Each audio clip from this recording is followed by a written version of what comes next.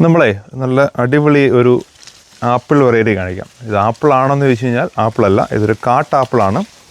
ഇതിൻ്റെ പേര് crab apples. ഇതാണ് ക്രാബ് ആപ്പിൾ ട്രീ. ഈ ക്രാബ് ആപ്പിൾ എന്ന് പറയുന്നത് ഫ്ലവറിന് വേണ്ടി വെക്കുന്ന ആപ്പിൾ ട്രീകളാണ്. കാട്ടാപ്പിൾ എന്നൊക്കെ വേണമെങ്കിൽ വിളിക്കാം. ഈ ജെല്ലി കിങ് എന്ന് പറയുന്ന ഒരു വെറൈറ്റിയാണിത്. ഇതാണ് അതിൻ്റെ ഫുൾ ഗ്രോൺ ഫ്രൂട്ടിൻ്റെ വലിപ്പം. അപ്പോൾ നല്ല ഭംഗിയുള്ള ഒരു ട്രീ ആണിത്. കൂടുതലും ബേഡ്സാണ് വന്ന് ഇത് കൊണ്ടുപോകുന്നത്. അപ്പോൾ നമ്മൾ നോക്കിയാൽ കുറച്ചധികം ആപ്പിൾ അതിൻ്റെ മുകളിൽ ഉണ്ടായി കിടക്കുന്നുണ്ട്.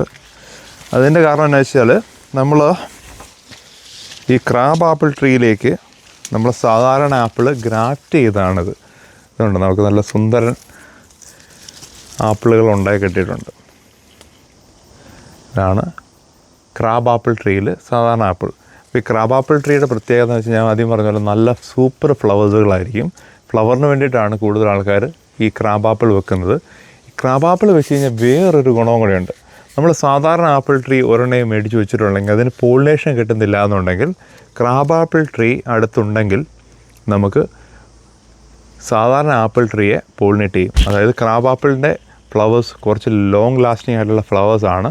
അപ്പോൾ ആ ഫ്ലവേഴ്സ് കൊണ്ട് സാധാരണ ആപ്പിൾ ട്രീയെ നമുക്ക് പോളിനേറ്റ് ചെയ്ത് കിട്ടുകയും ചെയ്യും. അപ്പം കാണാൻ ഭംഗിക്ക് വേണ്ടി മാത്രമല്ല, ഇതുപോലെ ഇഷ്ടംപോലെ ആപ്പിൾ വേണമെങ്കിലും നമുക്ക് ഗ്രാഫ്റ്റ് ചെയ്യാം. ഇഷ്ടംപോലെ ഫ്ലവറുകളുണ്ടാവും, ഇതുപോലെ ചെറിയ ചെറിയ ഫ്രൂട്ടുകളുണ്ടാവും. നല്ല ഭംഗിയുള്ളൊരു ട്രീയും കൂടെയാണ് ക്രാബ് ആപ്പിൾ ട്രീ.